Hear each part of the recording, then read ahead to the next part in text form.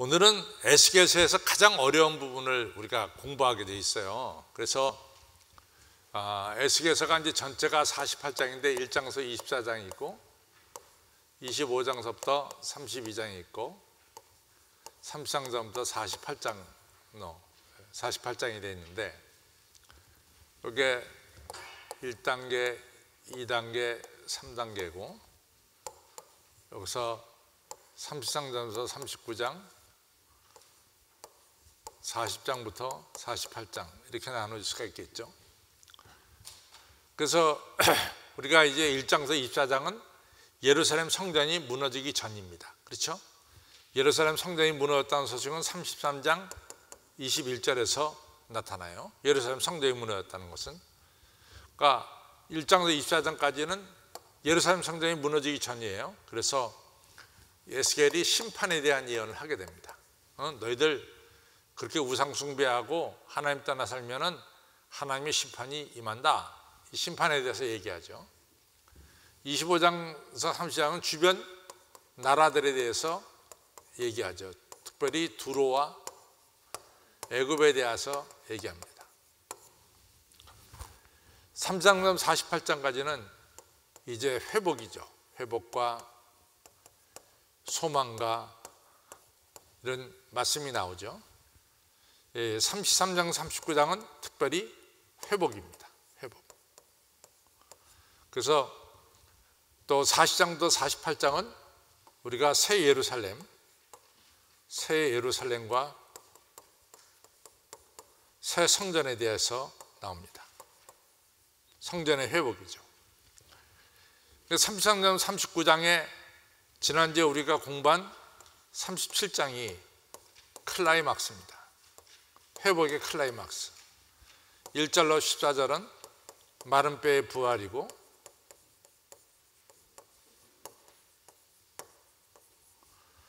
15절로부터 28절은 통일, 이스라엘의 통일입니다.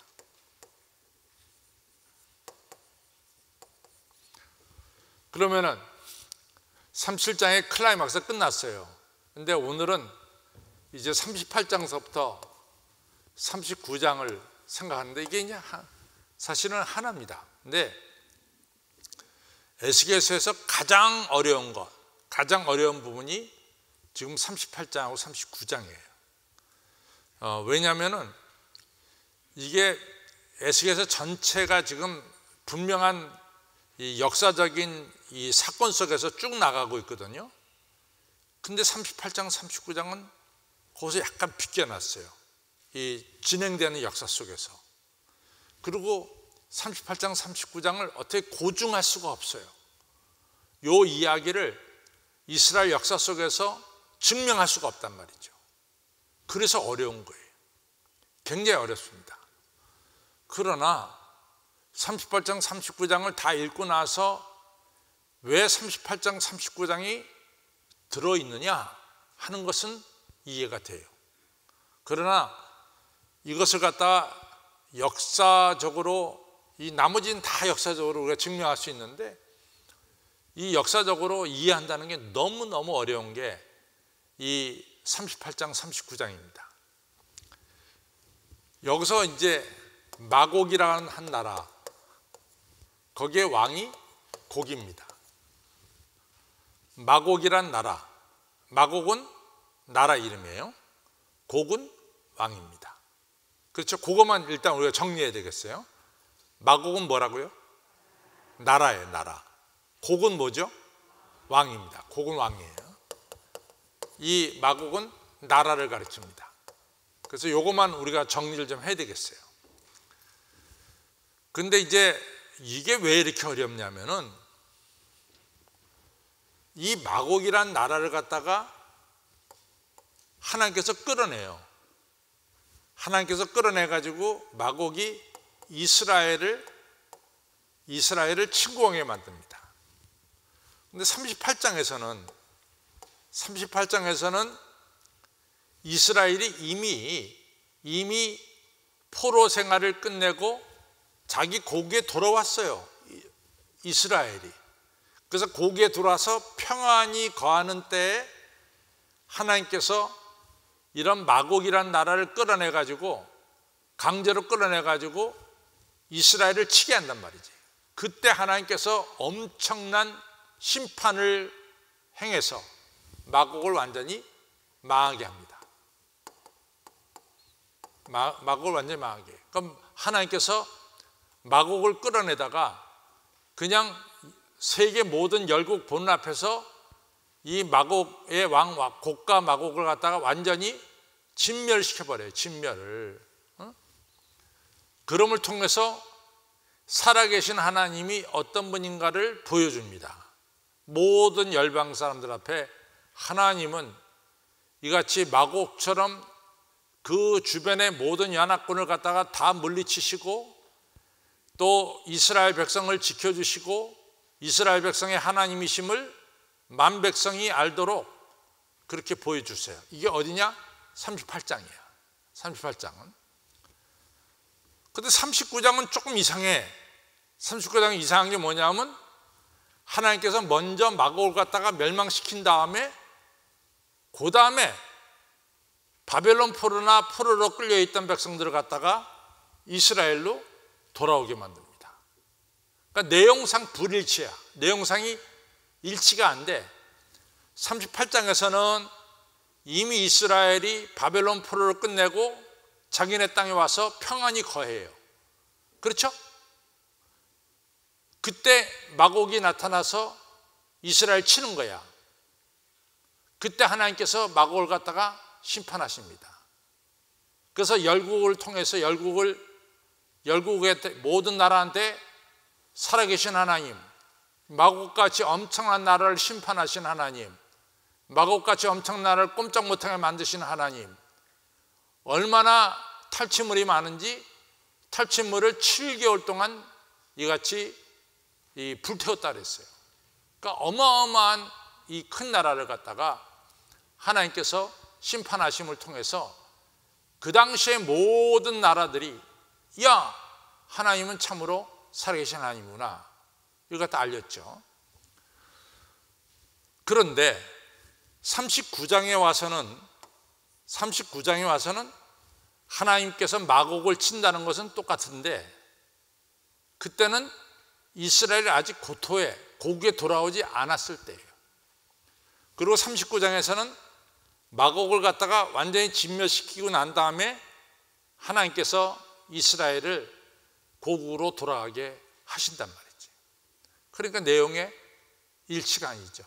내용이 불일치가 되는 거죠. 38장과 39장이. 그렇죠? 그래서 어려워요.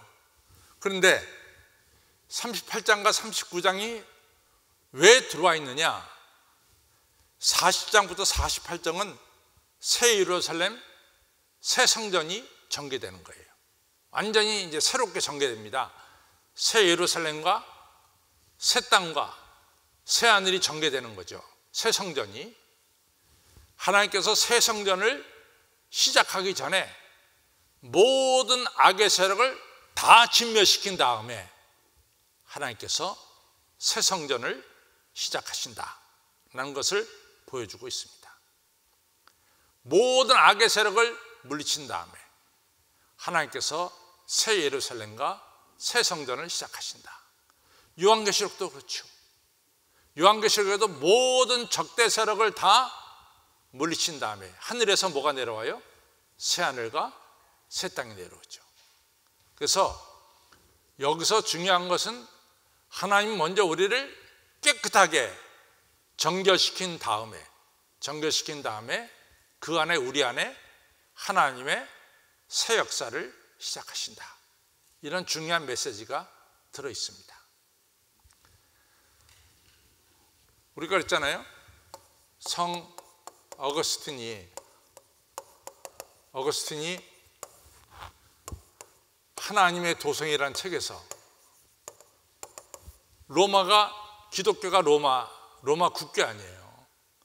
그런데 로마가 이 오랑캐 족들한테 잠깐 망해요. 그러니까 어거스틴이 이해가 안 되는 거예요. 왜 하나님을 섬기는 국가가 왜 저 오랑캐들한테, 북쪽에 있는 이 족속들한테 이게 망하느냐? 왜 성전들이 저렇게 불타버리느냐?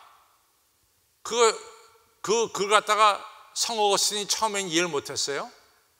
근데 깨닫게 되는 것은 이같이 잘못된 하나님 나라, 잘못된 이런 것들이 다 불태워진 다음에 그 안에 정말로 하나님의 도성, 새 예루살렘이 세워진다. 이런 중요한 이야기를 이야기하고 있죠. 그래서 우리 안에 모든 더러움이 깨끗하게 정화된 다음에, 깨끗하게 씻겨진 다음에 우리 안에 하나님 나라가 세워진다. 이런 중요한 메시지를 이 38장, 39장 통해서 말씀해 주고 있습니다. 이해가 좀 되나요? 이해 안 되죠? 이해 안 되죠? 이해가 안 되는 것 같은데. 이게 진리예요. 우리 안에 더러움이 깨끗하게 씻겨진 다음에 거기에 바로 하나님의 나라가 세워지는 거예요. 그걸 갖다가 분명하게 보여주는 겁니다. 하나님의 나라는 더러운 것과 함께 세워질 수가 없다, 그 말이에요. 더러운 것이 완전히 불태워진 다음에 거기에 뭐가 세워진다? 하나님의 나라가 세워진다 하는 중요한 메시지가 바로 이게. 그러니까 38장 39장은요 크게 보면은 40장부터 48장을 들어가기 위해서 38장 39장을 놔둔 거예요. 40장부터 48장이 새 하늘과 새 땅, 새 예루살렘이 들어가기 위해서는 과거에 더러워진 것들이 심판받아야 돼. 그 심판받지 않고는 새 예루살렘과 새 성전이 세워질 수가 없는 거예요. 그걸 설명하기 위해서는 38장 39장이 필요한 거죠. 완전히 진멸시킨 다음에, 악을 진멸시킨 다음에 그 다음에 뭡니까? 새 예루살렘, 새 성전이 세워진다. 이런 중요한 메시지를 전해주고 있습니다. 이해가 됩니까? 몰라도 할 수 없는 거고. 자, 갑시다. 자, 이제 갑니다. 제가요 여기 설명서에, 이 설명서에 제가 자세히 썼어요. 그러니까 그냥 그 설명서를 그냥 지나가지 마시고 꼭 한번 읽어보세요. 읽어보세요. 읽으면 피가 되고 살이 될 줄로 믿습니다. 읽어보시기 바랍니다. 읽어보시면 제가 지금 얘기한 거를 다 이해할 수가 있어요. 제가 이야기한 거를. 그래서 마지막 것만 읽고 그 다음에 본론으로 본문으로 들어가죠. 제가 이제 마지막에 문제점도 되죠. 자, 3페이지에 보면은 에스겔서에서 에스겔 38장과 39장의 위치, 38장 크게 5번째 5라고 썼죠. 동그라미 5 안에 제가 마지막 이제 설명 들어가기 전에 마지막에 에스겔서에서 에스겔 38장과 39장의 위치 찾으셨나요? 첫 번째, 에스겔서 33장 37장은 포로민들의 귀환과 이스라엘의 회복을 말하고 있습니다. 그렇죠? 그래서 37장의 마른 뼈들의 부활은, 그 다음에 또 남북 이스라엘의 통일은 회복을 말하고 있죠. 두 번째, 40장부터 48장은 새 성전의 건축과 새로운 이스라엘의 완전한 회복이 나옵니다. 그렇죠? 세 번째, 새 성전의 건축과 하나님의 영광이 새 성전에 돌아오시는 것이 이스라엘의 회복의 완성입니다. 이스라엘 회복이 완성되기 전에 하나님께서는 하나님의 백성들이 하나님 백성들의 대적자들을 모두 진멸시켜 주시는 것입니다. 하나님께서 하나님 백성의 대적자를 모두 진멸시켜 주시는 것입니다. 그 이후에 새 성전이 건축되고 새 성전에서 하나님을 예배하는 예배 공동체가 새롭게 탄생되는 것입니다. 모든 적들을 물리치신 뒤에, 모든 것을 정화시킨 뒤에 바로 새 성전에서 새로운 예배가 진행된다라는 사실이죠. 그래서 38장 39장의 그 에스겔서에서의 위치를 제가 설명을 했습니다. 자, 이제 본문으로 들어갑니다. 여호와의 말씀이 내게 임하여 가라사대, 하나님 말씀이 에스겔에게 임하여 가라사대, 인자야 에스겔아, 너는 마곡 땅에 있는 곡은 왕이에요. 또 로스도 왕입니다. 마곡 땅에 있는 곡은 뭐라 그랬죠?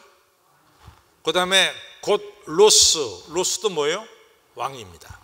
로스와 메섹과 두발 왕에게 얼굴을 향하고 그를 쳐서 그들을 향해서 예언하여 이르기를, 주 여호와의 말씀에 로스와 왕과 메섹과 두발 왕 고가, 내가 너를 대적하여 너를 돌이켜 갈고리로 내 아가리를 꿰고 너의 말과 기병과 곧 내 온 군대를 끌어내어 완전한 갑옷을 입게 하고 큰 방패와 작은 방패를 가지고 칼을 잡은 무리와 그들과 함께 한 바 방패와 투구를 갖춘 바사, 페르시아와 구스, 에디오피아와 붓, 리비아와 모든 군대, 연합군을 말하는 거예요. 모든 군대와 또 고멜과 그 모든 떼와 극한 북방의 도갈마 족속과 그 모든 때 곧 많은 백성의 무리를 너와 함께 끌어내리라. 그러니까 모든 연합군, 이스라엘을 대적하는 모든 연합군을 하나님께서 끌어내는 거예요. 하나님께서 다 끌어내는 거예요. 왜? 이스라엘 완전히 진멸시키기 위해서 다 끌어내는 거예요. 그럼 여기까지 보면은 우리가 뭘 상상할 수 있냐면은, 하나님이 이 연합군을 통해서 이스라엘 갖다 완전히 진멸시키겠구나, 이렇게 상상할 수가 있어요. 근데 그 반대야. 그 반대란 말이지.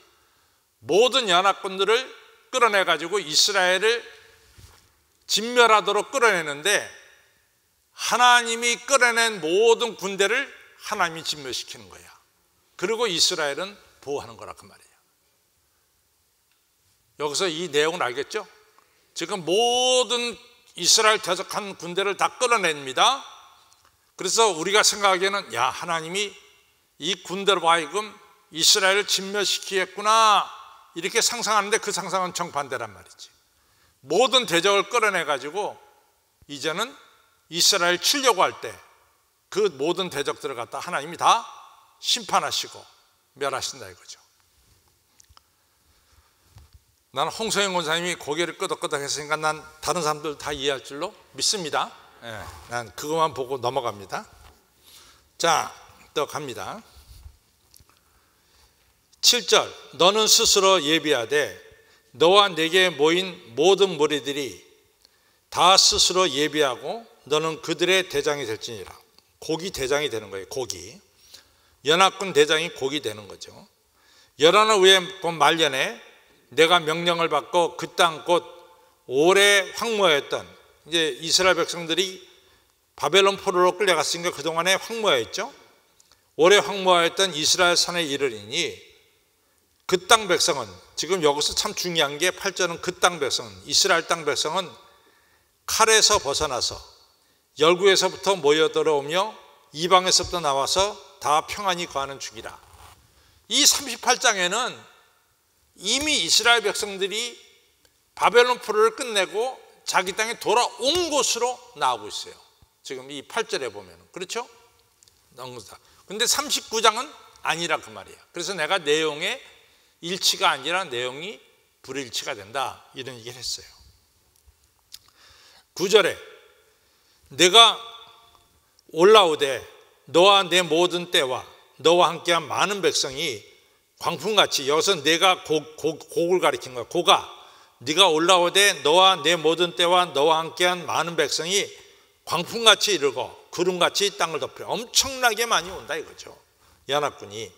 10절, 이스라엘 치려고 연합 온다 이거죠. 10절, 나 주여가 말하라. 그날에 내 마음에서 여러 가지 생각이 나서 악한 꾀를 내어 말하기를, 내가 평안의 고울들로, 그러니까 이스라엘 땅 이스라엘 땅에 이제 평온이 찾아왔어요.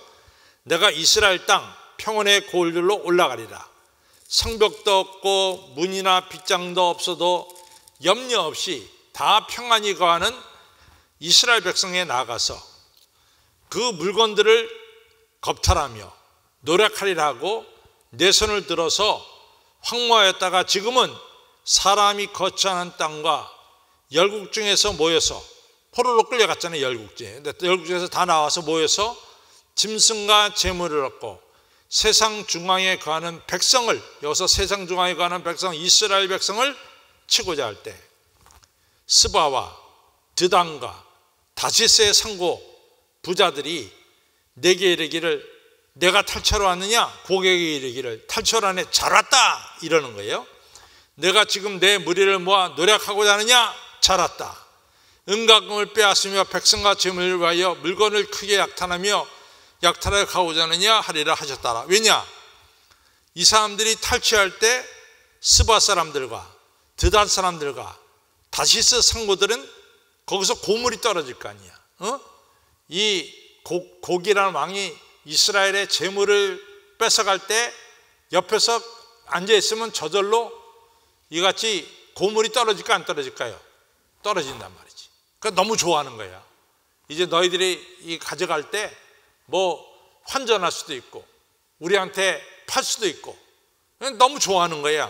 이렇게 이스라엘이 망하기를 이 스바와 드단과 다시스 사람들도 원했다 이거죠. 14절 인자야 너는 또 예언하여 고객에게 이르기를 주 여호와의 말씀에 내 백성 이스라엘이 평안히 거하는 날에 내가 어찌 그것을 알지 못하겠느냐. 이제 평안히 거할 때 오는 거예요. 내가 내 고터 극한 북강에서 많은 백성 곧 다 말을 탄 큰 떼와 능한 군대와 함께 오되 16절 구름이 땅에 덮임같이 내 백성 이스라엘을 치러 오리라.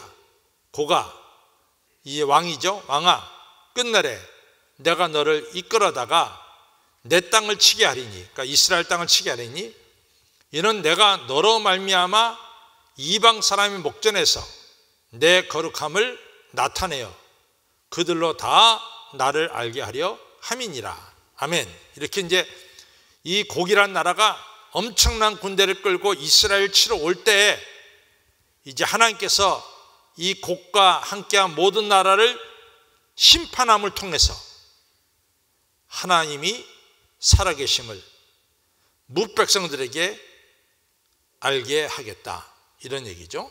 17절 나 주 여호와가 말하노라 내가 옛적에 내 종 이스라엘 선지자들을 빙자하여 말한 사람이 내가 아니냐.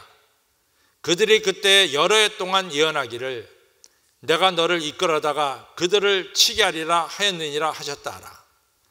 나 주 여호와가 말하노라 그날에 곡이 이스라엘 땅을 치러 오면 내 노가 내 얼굴에 나타나리니 내가 투기와 맹렬한 노로 말하였거니와 그날에 큰 지진이 이스라엘 땅에서 일어나서 바다의 고기들과 공중의 새들과 들의 들짐승들과 땅에 있는 모든 벌레와 짐에 있는 모든 사람이 내 앞에서 떨 것이며 모든 산이 무너지며 절벽이 떨어지며 모든 성벽이 땅에 무너지리라. 나 주 여호와가 말하노라 내가 모든 산 중에서 그를 칠 칼을 부르니 각 사람의 칼이 그 형제를 칠 것이며 이건 이제 곡과 그 함께한 모든 사람을 치는 거예요. 내가 온역과 피로 곡과 그 백성을 국문하여 쏟아지는 폭우와 큰 우박덩이와 불과 유황으로 그와 곡과 그 모든 때와 그와 함께한 많은 백성에게 비를 내리듯 폭우와 우박덩이와 불과 유황을 내리겠다. 이렇게 해서 곡과 함께한 모든 연합군을 진멸할 때 23절 이와 같이 내가 여러 나라의 눈에 내 존대함과 내 거룩함을 나타내어 나를 알게 하리니 그들이 나를 여호와인 줄 아니라. 이렇게 말씀하고 있습니다. 그러니까 곡과 함께한 모든 나라를 이제 다 끌어내서 하나님께서 곡과 함께한 모든 나라를 심판할 때 드디어 이 사람들이 하나님은 살아계시는구나, 하나님의 거룩함을 알게 되리라, 이런 말씀이에요. 근데 여기서 우리가 한 가지 설명을 제가 좀 하고 넘어가야 될 것 같아요. 여러분들이 좀 이해해야 되는데, 제가 여러 번 얘기하지만은 A란 나라와 B란 나라가 서로 전쟁을 합니다. 그래서 A란 나라가 B란 나라를 물리치고 A가 승리를 거둬요. 승리. B가 패배를 해요. 그럼 단순하게 구약 성경에서는 A란 나라가 B란 나라를 이겼다, 이걸로 끝나는 게 아니에요. 여기는 항상 뭐가 따라붙냐면 A란 나라가 섬기는 A-라는 신이 B란 나라가 섬기는 B-라는 신을 이긴 거예요. 무슨 얘기인지 알겠죠? A란 나라와 B란 나라가 싸워서 A가 승리했다. 그건 단순하게 A란 나라가 이긴 것으로 끝난 게 아니라 A란 나라가 섬기는 A-라고 하는 신이 B란 나라가 섬기는 B-라고 하는 신을 이긴 거라고 말이야. 그런데 이제 보세요. 하나님께서 이스라엘을 심판하셔가지고 이스라엘이 바벨론한테 패배를 당했어. 바벨론한테. 그럼 단순하게 바벨론이 이스라엘 이겼다, 그걸로 끝나는 게 아니라 그 말이야.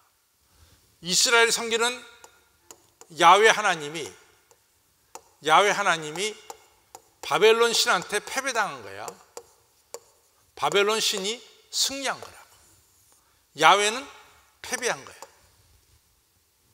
근데 실제로는 하나님 패배한 것이 아니라 이스라엘이 우상 숭배하고 강대국 의지하고 율법을 떠났기 때문에 하나님 백성을 하나님께서 교육시키기 위해서 심판하신 거 아니야. 그래서 바벨론 포로로 끌려가게 한 거 아니야. 그러나 세상에서는 그렇게 보질 않는단 말이지. 세상에서는 이스라엘 섬기는 하나님 야훼가 힘이 없구나, 그래서 바벨론 신한테 패배를 당했구나, 이렇게 생각한다 그 말이야. 그래서 하나님의 거룩한 이름이 욕되게 됐단 말이야. 거룩하게 영광받지 못하고 이같이 약하게 욕되게 됐다는 거죠. 욕을 먹게 됐다 이거죠. 사실은 하나님께서 하나님 잘 섬기는 A라는 사람을 갖다가, 이 사람이 하나님 백성인데 이 사람이 하나님을 떠나 살아. 그렇죠?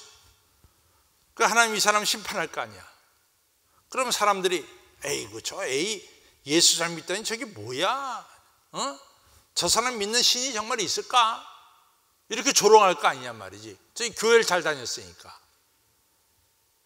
그러니까 이 사람이 잘못되는 것은 동시에 누구도 이 사람 믿는 하나님도 그렇게 영광을 받지 못하는 거야. 근데 이 사람이 잘못되는 것은 하나님께서 이 사람을 더 정결하게 만들고 온전하게 만들기 위해서 그런 거죠.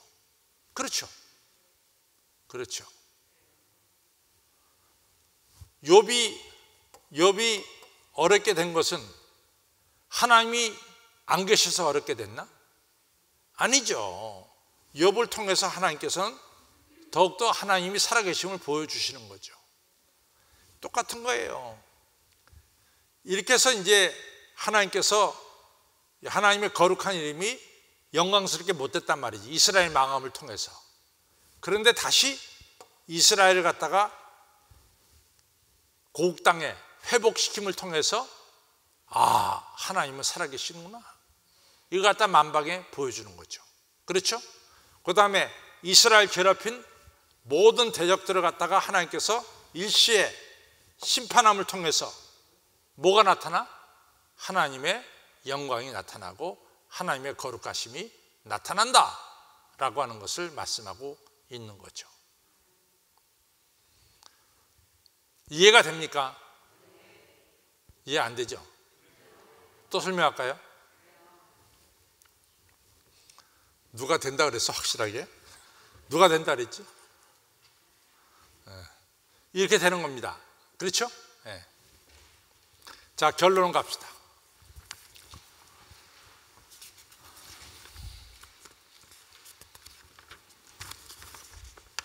결론. 시작.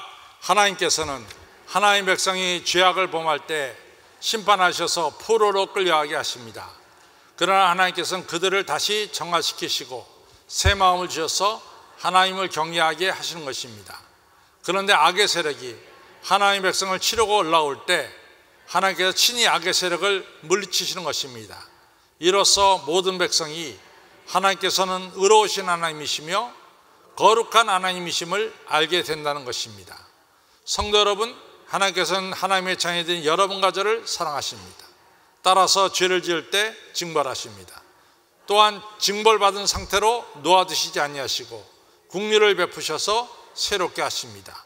그리고 다시 세워주신 것입니다.